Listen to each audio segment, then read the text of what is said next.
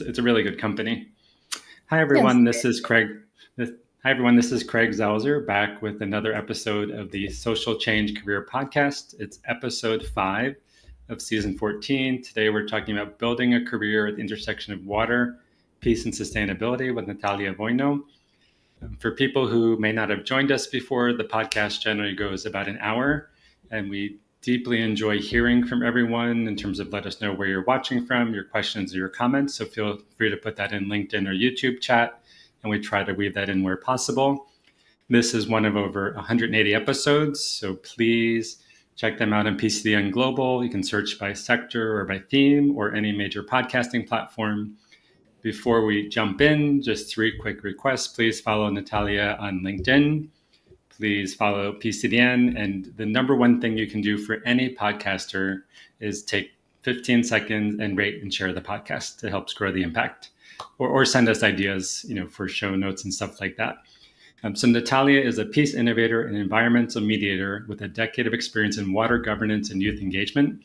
She has spoken at the UN High-Level Political Forum on Youth Leadership and transboundary water governance, and co-founded the Water Youth Network, designing collaborative spaces for youth and water diplomacy. She is also an advisor to the United Nations Environmental Programme's Faith for Earth Youth Council. Through her organization, Our Future First, she has led peacebuilding initiatives like the Balkan Youth Environmental Assembly and watershed projects in the Humber River. Trained in mediation by the Klingendal Institute, Mediators Beyond Borders International, and SOLIA. She holds degrees from the University of Toronto and also UNESCO. Remind me what IHE stands for? International Hydrologic Institute. Yes. Okay, I should look that up. And the International Christian University in Japan, where she was a Rotary Peace Fellow. A huge plug for the Rotary Peace Fellowship, which we'll talk about some. She's also served as a speechwriter for Ontario's Minister of the Environment, led campaigns on Great Lakes pollution, and co-hosted innovation labs like Unleash Hacks Japan 2021 and the Water Innovation Lab Danube Plus. I'm based in Medellin, Colombia, and Natalija, you're based in which city in Canada today? In Toronto on Treaty 13. Okay. Thank you so much for taking time to share your wisdom and energy and thoughts. And again, as we're going throughout the show, please let us know where you're watching from, your comments and questions. So to start off with, how in the world did you build this career at the intersection of sustainability and water and peace? And if you think back to your earlier years, were you engaged in the environment? Did you aspire to become a business person, a scientist, or where did these ideas come from? Well, first of all, thank you for doing this podcast, and thank you for having me on the show. For me, coming from a part of the world where I experienced conflict at a very young age, I was always hyper aware of what can cause that type of disruption in society. And so when I was studying for my undergrad, initially I'd wanted to go into international relations, and at the time, people were talking about water in a way that had me a bit troubled. And so I wanted to understand what kind of governance mechanisms, institutions could solidify cooperation and relationships in the long term. And I ended up volunteering with different environmental NGOs, one that's now Watersheds Canada. And I found that as I was applying for the positions that I wanted, I really needed a master's. And so that's when I ended up applying and going to the Netherlands, where they really have a niche in water diplomacy. And it was an MSc in water resource management, but focused on water diplomacy specifically. And that unfolded into a great deal of other opportunities. But I'd say, to the question and to be brief, it's about having that vision in the distance and being okay with taking a meandering path until you get there. And then how did you, I would say, as we were discussing prior to getting started, the average age of our audience tends to be 25 to 45, but we have all different ages. So if you think about graduate school, how did you decide on the program in the Netherlands, that both the institution, country, location, and program? And any recommendations you have for other people who are thinking about upskilling, whether it's a graduate, undergraduate, or certificate program? So that was my first master's, and I'll speak to my second one in a little bit, and I'd really love to talk about the Rotary Peace Fellowship too. back then, I wanted to have a specialization in water, and so I was looking at Waterloo in Canada.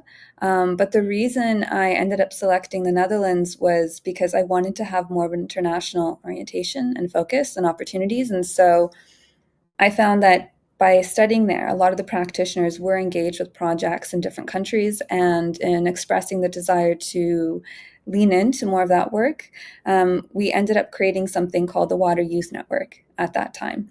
So not just doing the coursework, but looking at what other opportunities can be created based off of the place that you're in and the people that you'll be close to. That led to organizing youth engagement at the Budapest Water Summit, Singapore International Water Week, Stockholm World Water Week, really carving out room for not just seeing young people as tokens, but as those that are young leaders that contribute to policy at the high level. And so we got quite a bit of support from the Dutch government as it had aligned with their foreign policy. And for people who, I mean, obviously the earth is made up of, a huge percentage of the earth is made up of water. I don't know if you can remind us, is it 80% or, but, for people who don't think that much about the intersection of water and sustainability, from your first master's, in terms of what did you gain out of that? When you're talking about intersection with international institutions, advocacy, policy, but let's say prior to entering and once you completed, how much was new skills versus new knowledge versus new networks? A great deal of new knowledge. So the MSc focused not just on the hard science, but also on water governance, on institutions. It really enshrined a level of critical thinking that was necessary. The relationships also continue to this day with friends that are working and studying in various parts of the world, some of whom have actually come to Canada now, but we've attended conferences together in Ethiopia or Egypt, all focused on water. The second master's that I chose to do was partially because life took some unexpected turns, and I realized I had taken a different path than what I had initially envisioned. So while I had wanted to work internationally, after graduating, my relationship had me return back to Canada, and I ended up working for a clean tech company. Prior to that, I was a speechwriter for the Ministry of the Environment. I did do some work in the clean tech sector, but then I went to the master's in the Netherlands to be able to really dive in that field. So I came back to Canada, and it was doing decentralized stormwater management and focused on climate adaptation at a time where people weren't quite yet thinking about climate adaptation. Investors were still looking at climate mitigation more so. And the decentralized, digitized approach, I mean, this was a decade pre-COVID, so people weren't there yet either. From there, I ended up going on to environmental defense and was doing more environmental campaigning, leaning more into multi-stakeholder spaces around the Great Lakes. There were some really fantastic initiatives because we had funders who identified the need to bring Canadian and American NGOs together to strategize on how to protect these ecosystems. And then afterwards, I went to work for another Canadian nonprofit that was more focused on changing federal environmental legislation to modernize it after some of the changes during the Harper years. And in going back to the master's the second time, this time looking at public policy and environmental peace building, I chose Japan, of all the different places where you can do a Rotary Peace Fellowship at a peace center. So we have Uppsala in Sweden, there's Bradford in the UK, there's Queensland in Australia, there is UNC Chapel Hill in the US, of course, and I chose to go to ICU in part because I thought, if I am, and I was being a bit philosophical, which I tend to be, if I am going to be working on peace, I want to understand how a different part of the world understands it. I want to understand their history and their values and their norms and their worldviews and their experiences. So it was a bit of that tacit knowledge outside of just the taught curriculum. But then the curriculum itself was really interesting in the way that peace was retaught and the way that Professor Shani introduced us to the concepts. Thank you. And in full transparency, one is, I'm a huge fan of fellowship programs. They changed my life. and I've done a lot of fellowship advising, and Rotary is one of the best fellowships in the world. They do advertise on PCN, full transparency, but I share it with everybody. And basically, as Natalija said, they have, I think, 6 master's programs around the world, and then they have 2 certificate programs. The certificate programs, one's in Uganda and one is in Istanbul in Turkey.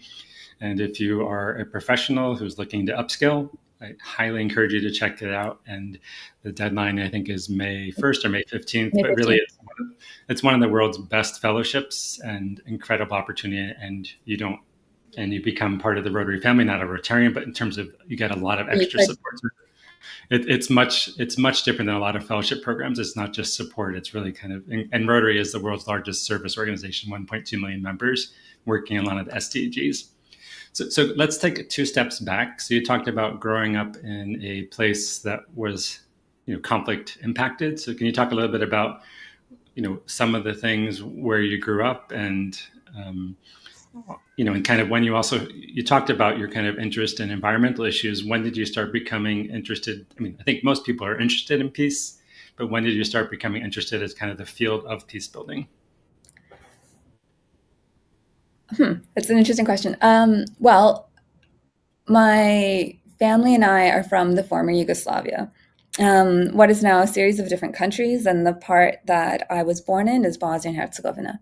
And so in the early 90s, when conflict started, we were initially internally displaced people, and I was situated on the eastern border of Serbia and Romania until we were able to come to Canada, where my father had brothers that had come in the 70s and 80s.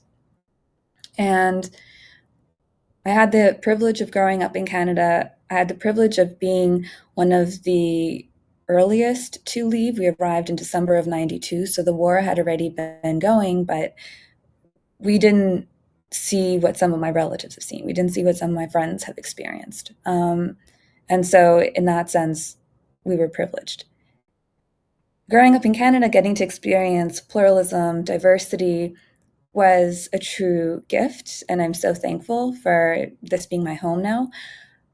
At the same time, growing up with my identity was a bit challenging because in Bosnia and Herzegovina, you have people from mixed marriages. You have people who are Bosniak and Muslim, people who are Serbian Orthodox, people who are Catholic and Croatian. You have people who are Ashkenazi or Sephardic. Like, there's so many different groups. And if I had to tell someone that I was from Bosnia, they would say, oh, well, aren't those Serbs awful? And I would feel, oh, that's uncomfortable. Now I need to educate them on the diversity of the peoples where I'm from and how nuanced aspects of the conflict were. And over time, I took it upon myself to return and to not just hear the stories that my relatives were saying, but also to visit places like Srebrenica, to pay my respects, to visit places where my grandmother experienced massacres in World War II, and to consistently re-expose myself to really traumatic experiences, but to have that ground truthing and understanding where I processed my own identity and could actively work on peace in a way that was grounded in the reality, in the sense that it wasn't sort of a tit for tat that I'd experienced in how that conflict was addressed growing up, but in a way that could actually bring about a resolution. And so masters both times afforded me the opportunity to go back and understand it. The first time I chose to look at relations between Bosnia and Herzegovina and Croatia regarding a hydropower development. And that was an opportunity to travel the region and to speak to people from different ethnicities and different backgrounds about their attitudes towards one another and towards the future and reconciliation. And that's where I came upon the idea of creating our Future First, or back then what was Nasha Gora, Nash meaning ours and Gora meaning mountain. And it was to use entrepreneurship as a way to bring the next generation together, because youth were leaving en masse and there was a great deal of brain drain. And I also found that young people did not have the opportunity to engage with one another, to form relationships like my parents' generation had. They hadn't humanized each other, they only had stories of the other. And so I wanted to address that without focusing on peace explicitly, but by using a different form. Since that took a different turn, and we can go back to that in a bit, and I can speak to what we did at the Balkan Youth Environmental Assembly. But then the second master's, because it was during COVID, I was supposed to study in Japan, and I did-ish, but for the first year it was virtual. And then for another 5 months, I actually went to the Balkans, and it was the 30th anniversary of the outbreak of the war. And at that time, Russia also invaded Ukraine. And people were very scared. Oil was disappearing off the shelves, flour was disappearing off the shelves. There was a sense of fatalism of, is this going to happen again? Some of the articles that were being published in the BBC and mainstream journals were saying, oh, these people, they're so aggressive. They always have a war every so often. And for me, it was an opportunity to apply what I was learning as a Rotary Peace Fellow through my master's program by actively traveling around the region, by getting to meet my co-Rotary Peace Fellows, going to Kosovo, attending youth peace workshops there, delivering trainings myself alongside Waterlution and other organizations to try to shift the narrative and to shift the way that we saw each other in the Balkans. Sorry, that was a long-winded answer. No, not at all. Thank you. And Bashir, but you have a colleague from Canada joining. Welcome, Bashir, who works on environmental peace building and water diplomacy. Palestine just moved to Toronto, so maybe you'll find some good colleagues here. I mean, I spent a lot of time, we've talked in the past, in Southeastern Europe. Both I was there pre-war. So I remember my first trip to Yugoslavia was 1990, the winter, 91, and it's, I mean, it was an amazing country, and obviously each of the republics has a lot of amazing aspects. And, I think the naive assumption by many outsiders that X region is always going to be engaged in conflict is ridiculous, and that conflict can happen anywhere.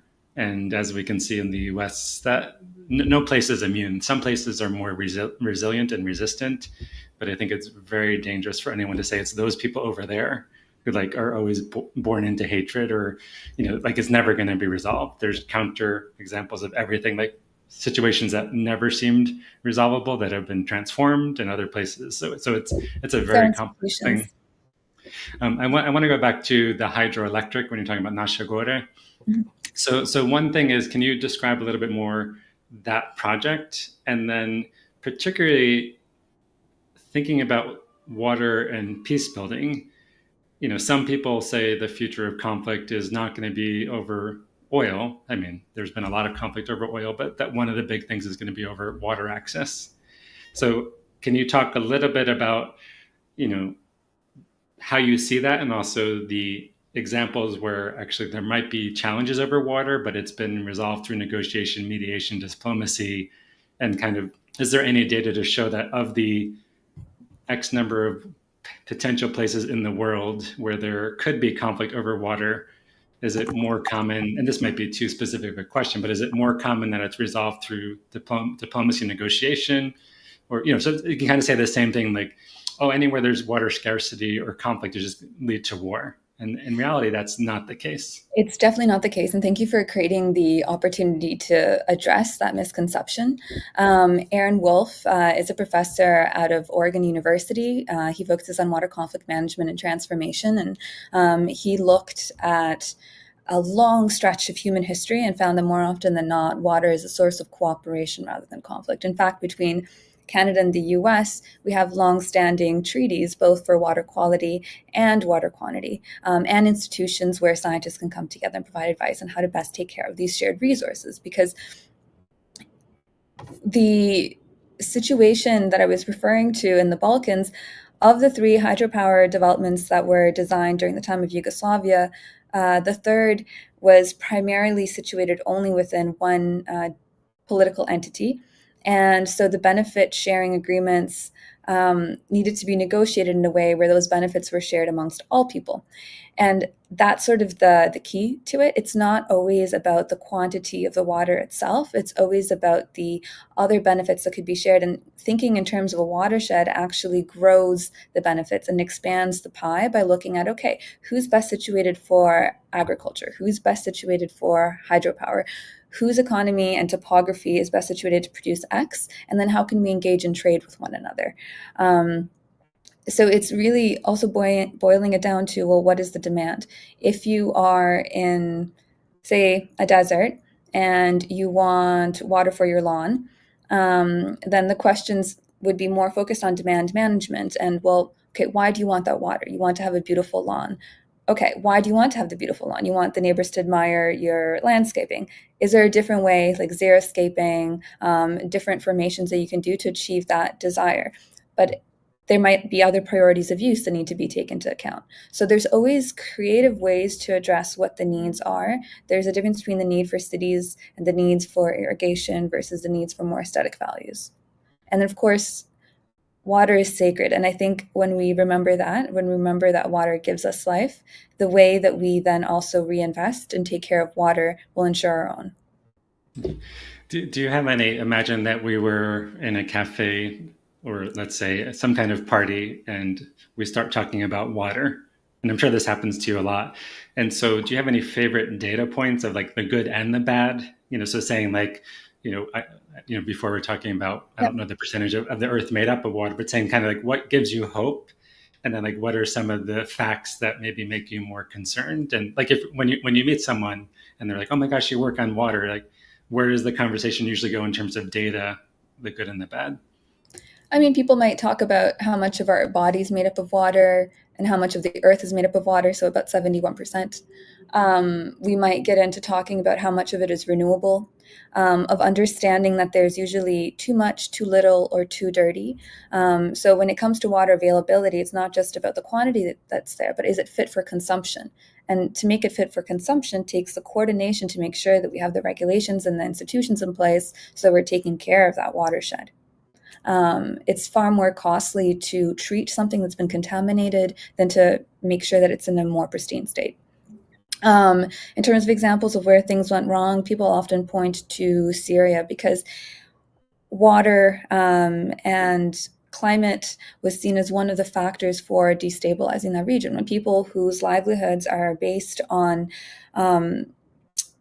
more agrarian incomes are then resettled and have to shift and adapt to urban living, and then the institutions cannot provide for them economically, then that can create an instability. So as you had identified with, it's not about something inherent in a place, but it's about the institutions and are they able to adapt to the variety of factors that can be destabilizing.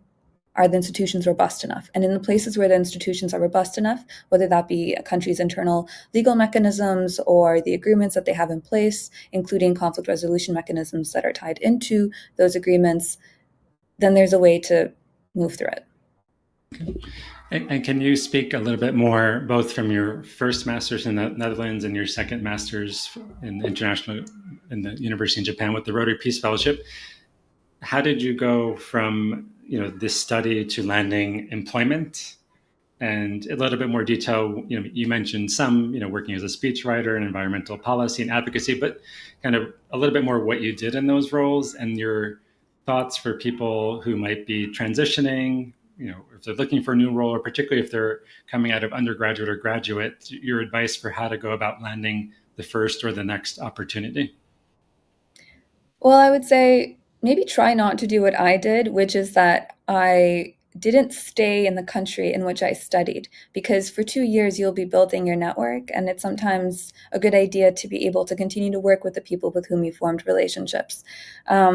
In my case, I maintained those relationships and was able to organize research into the role of youth and transboundary water cooperation and conflict in Cairo with the folks at the Water Youth Network. That was then published, and the peer-reviewed research is available. Perhaps you can share it in the link later. But in returning to Canada, that was for personal and family reasons.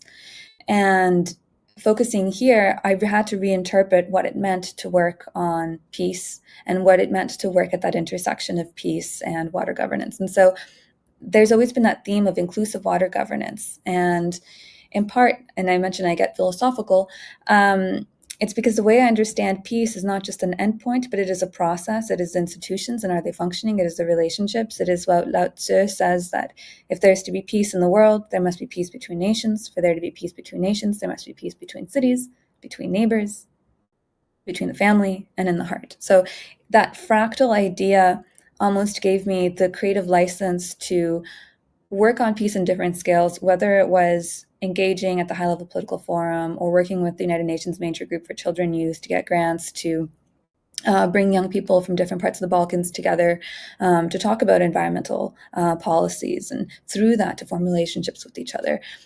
Or if it was more focused here in the Great Lakes, one of my positions currently is looking to establish an Indigenous collaborative hub where First Nations governments and municipal governments are brought together to build relationships and to engage before it comes to a direct consultation on a development proposal. So these are all different ways of building relationships, because that's what I understand peace to be, how to creatively meet needs without resorting to any form of direct pressure. And then any other advice? Amy said, don't do what you do in terms of potentially, moving to a different geographic location and building up all the relations connections and then not staying. Although that can be, I did my master's in Europe and it was a great decision, for lots of reasons, but I did move back to the US eventually. Any other advice for, and the other thing is you talked about, you've worked for startup, you've worked in government, you've worked in nonprofits. So in terms of, each sector has its strengths and challenges. So for people who are thinking about whether it's on water or, let's say, arid soil or any aspect of the SDGs, how do you recommend where people decide where to pursue potential employment? Because some people I know really want to be in government and directly influencing policy, and other people want to be on the outside but advocating for policy. And other people want to be in startups building things. I'm kind of generalizing, but any thoughts for how you encourage people to think about, let's not even say the employer, but which sector to work for? Having informational interviews and perhaps even actually leaning in and trying. I did also have a stint in the federal government working on what now became Bill 61, so the First Nations Drinking Water Act. And that was a really interesting experience to see the excellence of my colleagues and how they work with the mandate that they're given, and what is the process of engaging different rights holders and stakeholders, and what is the legislative drafting process like too. Step into the spaces, and you can always pivot if need be, but really take advantage of informational interviews and grabbing coffees with folks and understanding what their day-to-day is like. Attend podcasts like this, and get a sense of what do people experience in their jobs, what do they get to do. And also, I think it comes down to knowing yourself and knowing how it is that you function. Do you like more creative license, or do you like things to be set in a specific way? Thank you. And we have people from Nepal, Ghana, Canada, the US. So please keep letting us know where you're watching from and your questions and comments. And can you talk a little bit about, let's say, in the startup world? There's a lot of exciting things happening. Some startups are really working on, let's say, conserving water or new ways of using water more efficiently. So in the startup world, what are some of the things that you think are most exciting in terms of already existing technology, or it might not even be tech? For example, this wasn't on our podcast, but years ago we were doing a career chat, and I had a guest from an Indian startup, I think called SenseGrass, and they're still around, they're doing well, and they were using, this is even pre-AI, they were using these sensors that they would put into the soil that then would connect to smartphones and other digital technology, and they can measure the moisture level and all sorts of other things. And the assumption was that it could, and also reduce the use of fertilizer and chemicals, but that you could actually have real-time sensing of the crops, and that would lead to both healthier crops, but also better use of water. So is there anything out there where you've either seen, engaged, and that it is being deployed or could be deployed that has a lot of potential for impact? Oh, there's so much when it comes to those type of modern technologies. A dream of mine is, people look at cryptocurrencies that are proof of work, but imagine if it was a proof of stake that's tied to monitoring stations that look at the maturation of a watershed. And if it reaches a certain quality, a coin is minted. There's so many creative directions that we can take in terms of what we build using the data about the health of ecosystems. We could even do levies based off of ambient water quality in an area as a result of the monitoring. Water is so cross-cutting. It touches upon our well-being in many different industries. Precision agriculture is one of the ones that you identify. In urban areas, it's also identifying how to reduce flood risks. So there's places like strategic systems engineering that have really innovative ways of looking at the impact that wetlands and natural infrastructure can have in reducing the costs, either on direct assets or on the community scale. So there's a lot of directions that young budding water entrepreneurs can go in. It's a matter of really making sure that you understand who you're solving the need for. Thank you, Ohen, and also David from the US. And yes, some people are commenting they're impacted by the cruel and devastating cuts to US development assistance. So that is obviously affecting the ecosystem. I mean, there are lots of other donors and funders and startups and foundations that are working on water access, equity, sustainability, but obviously what is happening at USAID and the new US government policy is going to have a huge impact on any chance of building more clean access to water. So is there anything, obviously, we've been talking about this a lot at PCDN. We've already had a bunch of sessions. There's thousands of people being impacted around the world and lots of people trying to work on, helping people career shift and also see if there's any other ways of funding. But any thoughts on this impact that the destruction of USAID might have, and whether someone is seeking funding for their organization or just their career has been disrupted? Any thoughts? Obviously the competition for jobs is going to be insane, but just any other thoughts where there might be more opportunities? Well, first of all, I'm deeply sorry for people who have lost their jobs and who are currently experiencing the losses as a result of these decisions. I'm also really sorry for people who have lost their homes and communities as a result of disasters like in LA with the wildfires. We know that climate change is a reality. We know the way it's impacting communities. And at the end of the day, regardless of what language is used for DEI or for sustainability, these are still realities and risks of how to have a functioning company where you are serving your clients, making sure that there's people that also look like them, making sure that there's a diversity of perspectives on the company.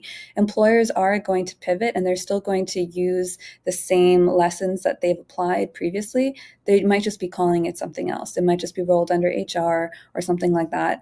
Or when it comes to sustainability, I was at a talk where there were sharing about the purpose economy and how we really have our work cut out for us and needing to show how this serves the bottom line. But at the same time, in this poly crisis, there's also a meta crisis and a crisis of values. And we have to remember that there's still values that exist beyond just the market. Not everything is about quantifying.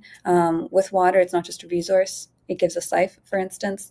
And so appealing to that, bring back a sense of reciprocity. There's maybe smaller companies that get it, that have CEOs that really understand what it means to serve community.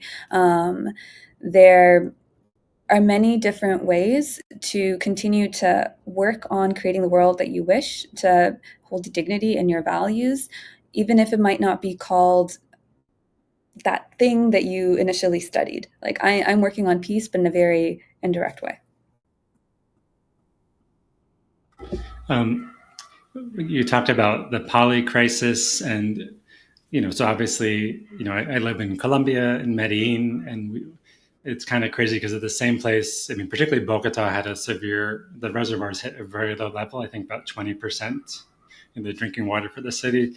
So they instituted, just periodic rationing. I think it was every 8 days in certain parts of the city, and I think the reservoirs are maybe 40% capacity, so it's better. So and the other parts of the country have been flooded like crazy. Or it's been this kind of crazy thing. What you said, in some places, too little water, in other places, like insane flooding.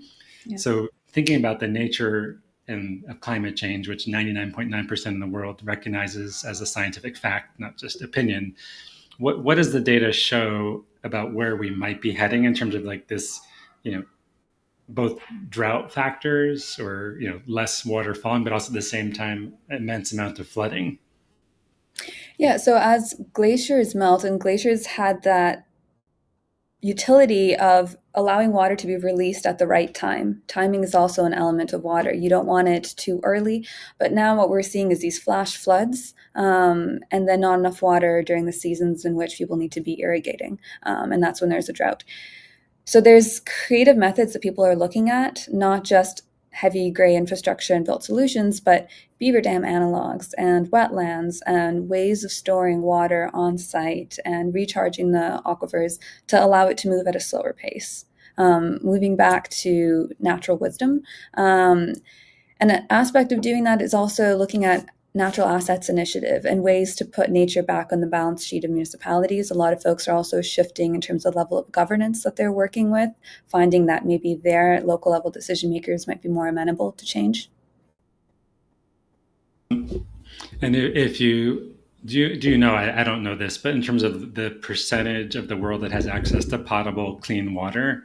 So, you know, if you think about where, you know, the MDGs were around for 15 years, now we're 10 years into the SDGs, and are, you know, so maybe either how we're doing around clean access to basic drinking water for everyone, like, and are we getting, I mean, the SDGs we will not achieve, you know, and we're way far behind, but are we, in terms of water and access, like, is the world getting better, worse, or it's mixed?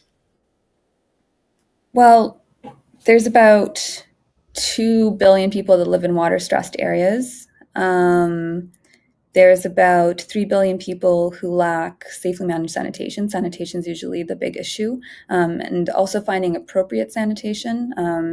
I know Bill Gates and the Water Board, they're looking at, well, is it the right design? In really arid areas, do you still want to be contaminating drinking water, essentially, to flush? Or are there dry toilets and other solutions that might work?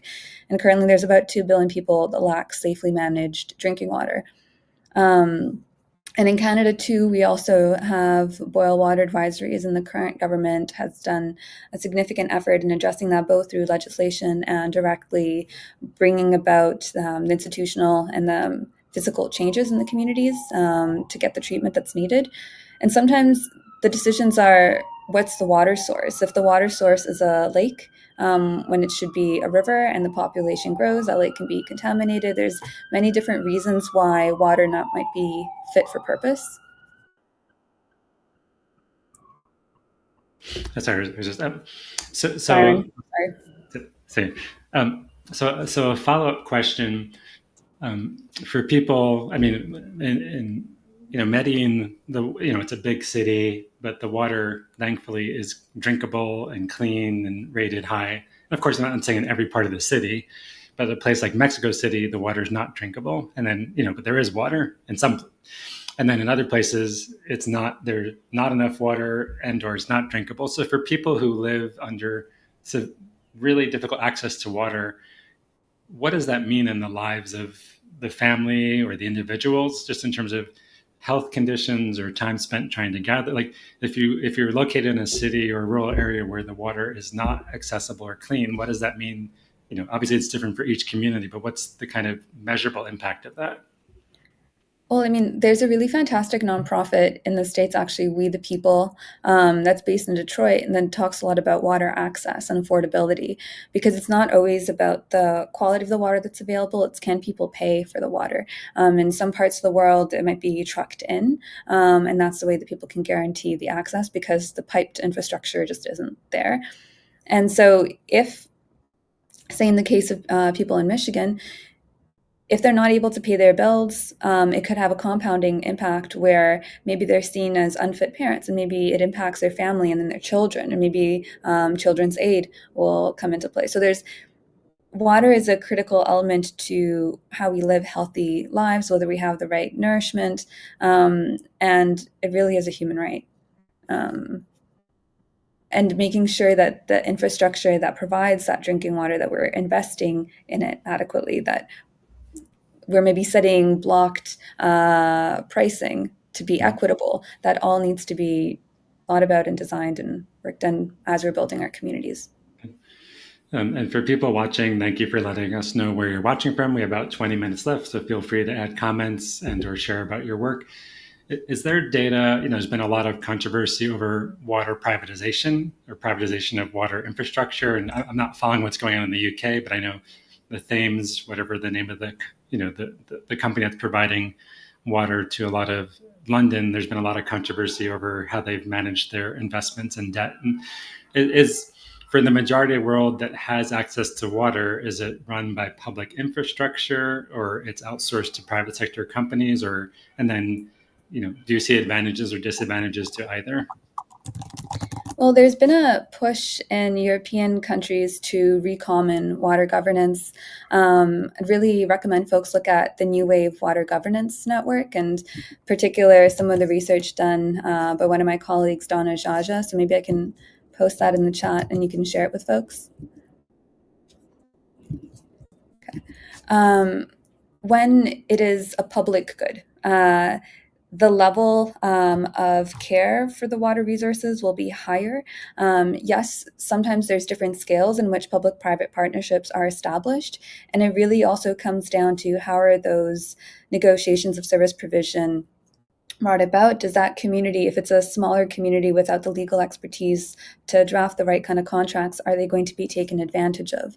Are higher rates going to be set? Are maybe early stages of privatization going to be shown where employees are going to be either laid off, or that company is going to be made fit for purchase? And that ends up having also ripple effects in the community that could be damaging. So it's not that there's a model that's net good and net bad. It's how it's designed. Sometimes there are levels of service provision where a private company can provide it in an ethical way. But ultimately, the priority should be to make sure that people can afford to pay for the service, that it's provided to them regardless of the state that they're in. So we have people again. Someone's watching from the Netherlands is very happy to hear about this. If you think about the countries in the world, both in let's say Europe or the U.S. and anywhere else, like which countries are you think doing a better job? I mean, no place is perfect, but if you think about all the water governance and access and equity and sanitation and potable, are there some country? Is there like an international water quality governance record or access? Like you think like the Global Peace Index, is there something like that for water? And which countries are doing well, or others might want to emulate? I don't want to say who's doing poorly, but who's on the places that we can learn from. I mean, SDG 6.5.1 looks at transboundary water management, and I believe it's the United Nations Environmental Program that has a portal for tracking how different countries are doing, and this is reported back during the high-level political forum. In each high-level political forum, there's different SDGs that are chosen for countries to voluntarily report back on. I would say that Canada and the US in pockets are doing really well. When it comes to our transboundary water governance and cooperation, I think Canada may have even rated it at 100%. And now water is one of those things that hits many different jurisdictions. Here in Canada, federally, we focus on navigation and fisheries. At the provincial scale, it's more about water resources itself, and then the municipalities are then focused on like the utility and the water provision. But there's cooperation that also needs to happen binationally, but then also across regions for preserving aquifers, but also addressing areas of concern. So in the 1970s, we identified different areas of contamination where Canada and the US came together to look at, okay, how do we start remediating this? And really tracking what are the impairments, does this lead to like fish consumption measures, and working towards remediating a good majority of those sites, including Hamilton Harbor and Niagara River. I also look at the European Union's Water Framework Directive as a really great example. And at different scales, water governance works, and I think it works best when it's more inclusive. I tried to iterate upon what we have in Toronto, which is conservation authorities, and I really love them because they're engaged in making sure that we have watershed management plans and that we are building in a way that is mindful of avoiding flood risk. Because in the 1950s, we had a devastating flood. Many people died, over 80 people died. And so it was understood that you do not build in areas that cyclically have these century floods. And since we don't always have political will to focus on our water, it's often invisible. It's either in the pipes or there's pressures to develop and to build because that's how municipalities generate revenue. I thought, how do we get people to care about watershed management and to see themselves as part of a watershed? And so through our Future First, I created watershed-based dialogues where I brought together local urban indigenous community with Turtle Island Carriers of the Fire and local residents and the Toronto Region Conservation Authority to speak in a different way about what they see happens when the rain falls, how that impacts their neighborhood, but then also to engage in relationship with each other instead of more top-down events where information is presented and then people go home. This was more of a place to create more of those networks between people. And in terms of thinking about the result or the changes that might have happened as a result of those dialogues or others, so can you measure, or if someone says like what happened, obviously relationships were built, but is there other ways to talk about or measure change? In terms of having dialogue processes or building community? Yeah, around water. Well, when you build community around water, I think of Lost Rivers, and that one has decades of being in practice. When one of the areas of concern was identified as being the nearshore in Toronto, and they looked at the Don River, which was heavily polluted and cemented and really quite rigid. People created this vision to bring back the Don, and they're at the municipal level.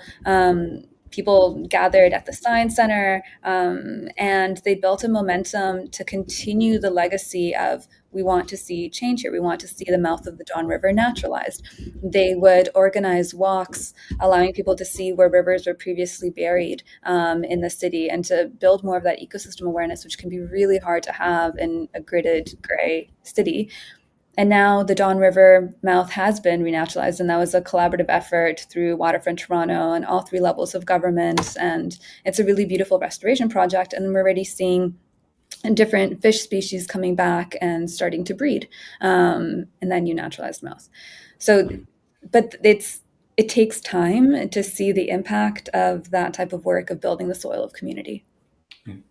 Yeah, I grew up near the Hudson River, which was quite polluted. And there, Pete Seeger, people don't know, the folk musician. I remember, I think I saw him in concert once or twice, but thousands of people worked on trying to clean up the Hudson. But he was a leading artist he was very socially justice oriented. That people don't know, kind of a peer of Woody Guthrie and Arlo Guthrie, but did used arts for social change. And there's lots of examples like that.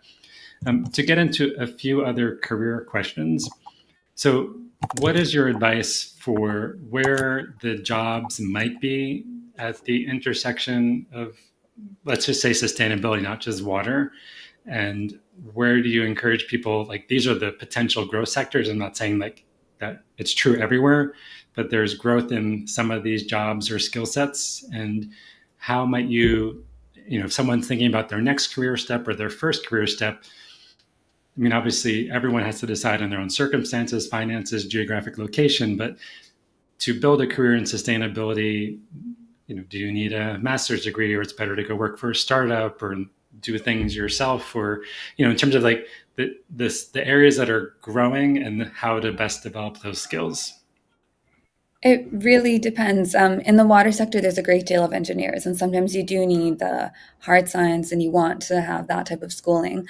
A master's will also allow you to take the next level in your career, and you will know when you hit a certain wall and you want to go further. And you might have questions that you can only explore during that time.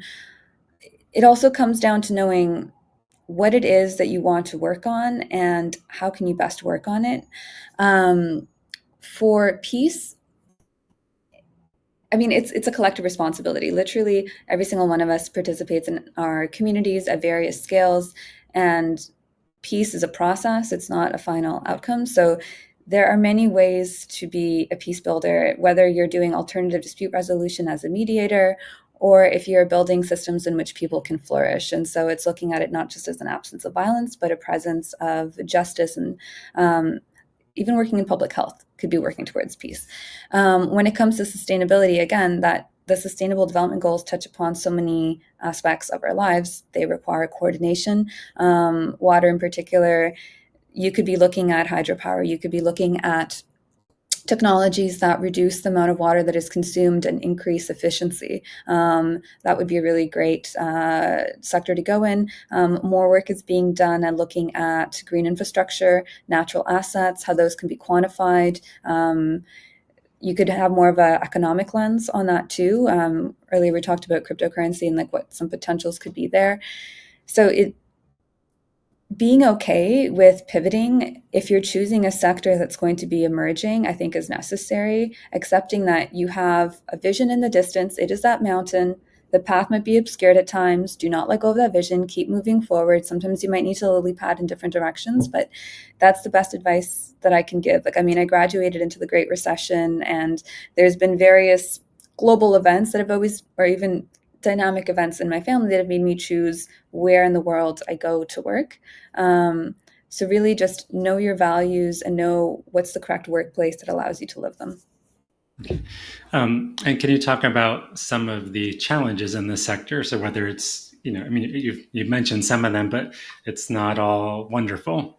So is it that, is it that like we could, and we can't solve all the world's problems, but if we allocated our resources with people and planet in mind, we could do so much better. So what are some of the frustrations or challenges or burnout?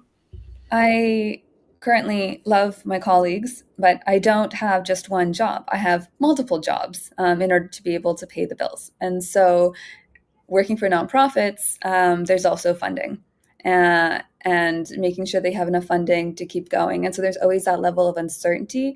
So that's a psychological, I don't know, consideration to keep in mind. Like, it's not exactly as stable as maybe choosing to work in the civil service, but you get to move at a different speed. And then for people who are particularly interested in water, where do you recommend going to find the jobs? Josh's water Is it jobs for Josh's water sure. jobs? Yeah, Yes. yeah, Yeah. yes. And we also do post. Can you say what that is for people who don't know? Okay, so Josh Newton is someone who's very much plugged into the water sector at all scales, from the high-level political forums to various spaces where water governance is discussed, and over time has become the go-to to post every possible water job, whether it be technical, whether it be in the civil service, whether it be in a nonprofit, in your country of interest, at home or abroad. So highly, highly recommend. If it has been posted in the chat, great. Yeah.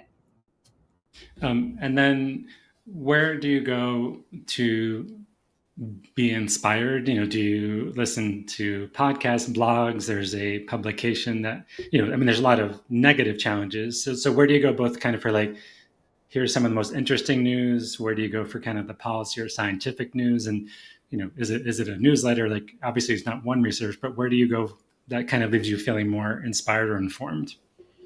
Within the water sector, I like connecting with my colleagues and attending the events that they're organizing, whether that be the Canadian Water Network, the Canadian Water Resource Association, other spaces that are more like the International Water Association, seeing what's being talked about during Stockholm World Water Week, knowing that there are good people actively creating solutions, the Council for the Great Lakes region. And that's where I feel like, okay, we're still moving forward, even though times are very uncertain. News-wise, I tend to like the public broadcasters, I have to be honest. Yeah. Whether it be PBS or CBC. Yeah. So Canadian public broadcasters or any, is there any American particular or European? Yeah. Which broadcaster do you find does the best, or let's say the best amount or the most coverage of environmental issues, or or just depends on the focus someone has? Well, the Canadian Water Portal does a really good job nationally here. Mm-hmm. So I tend to also go for them for like an inside scoop. And learning from my time as a legislative assistant and working in politics over a decade ago now when I was much younger, mm-hmm. I'd wake up early in the morning and I'd scan the news for the info briefs to see what fires we need to put out. And it was just so fascinating to look at the difference of opinion and how a story was told, depending on which publication it is. And so sometimes I still try to do a little bit of a scan to step outside my zone of comfort to see, okay, like this is how like it's being framed by like this perspective. This is more of like the economic argument here, or this is more of the social argument that's being made. And then thinking of either academic or policy institutes or think tanks, any ones that come to mind for people who are interested in water and sustainability, like these are places they might follow or consider studying at? Well, I think was the New Wave Fellowship mentioned? No, it hasn't. So that I'll post that in the chat here with you, and then if you can share it with the folks in Yep. LinkedIn, I think that would be one place to look. That's really interesting. And then there's also NPAX. They really had a fantastic conference in the Netherlands this past year. The next one's going to be in Ottawa, and I'm going to post them in the chat too. Okay. So that's a network to join. Okay. And then just to start wrapping up, this has nothing to do with sustainability, but is there any skill that you're currently working on upskilling, whether it's related to sustainability or not, that you might recommend others think about developing their abilities? So outside of work, I volunteer and I'm engaged as a Rotarian, in addition to being part of the Rotary Peace Fellow Alumni Association. And that's one of the reasons I chose to be a Peace Fellow with Rotary, was because it really takes a network to work on it. And that is a great place to develop professionally, to grow your network, to coordinate with others, and to build your leadership skills. And outside of that, and outside of my multiple jobs, I'm trying to learn Aikido. So that's not something you Okay. necessarily put on your resume, but it helps me be off screen and in person. Yes. Yeah, I only did Aikido for 3 months, but I have used the book. There's a great book, I think, called The Magic of Conflict about Aikido and conflict resolution that I've used actually as a teacher. And if people don't know Aikido, it's about, instead of confronting challenges head on, it's kind of working with the energy. So it's pretty amazing. Yeah. And then to wrap up, is there any show or book that just has occupied your mind in a interesting way that doesn't have to have anything to do with work? Eric Fromm, The Art of Loving. He Okay. survived the horrors of World War II and tried to understand how it is that people allow something like that to happen. And he came down to our lack of understanding of true love and freedom and our escape from it. So it Okay. looks at agency. It's really quite good. He Mhm. was a social psychologist. Okay. I'll put that. And then last, for people just to stay informed about kind of the things you're learning and engaged with, is LinkedIn the best channel? Does Our Future Waters have a newsletter? Like, just where do people go to kind of stay engaged with what you're doing? Yeah, people can sign up for Our Living Waters. I can post that in the chat. You can Okay. join our network, and you can also engage with me directly. Happy to connect with you via LinkedIn. Okay. Yeah. So this will all go into the show notes for the podcast episode, and they'll be added to LinkedIn. So thank you so much, Natalija, for sharing your wisdom, energy, curiosity, and innovation. And obviously, water, just like food, everybody needs it. So it's not kind of a resource that can be ignored. And thank you for everything you and your colleagues do to try to make it more accessible and clean and equitable. And I hope And the world. Good. I just want to say thank you for creating multiple different pathways for people to have a life of purpose, and for having me onto the show, and for bearing with my more philosophical approach about like what are different ways of engaging in this. Oh, no, if we don't have any philosophy, then it's all just technical and boring. So thank you so much. And thank you, everyone, for watching. We'll have another podcast on Thursday, actually, with someone who's working in agriculture in Choco in Colombia.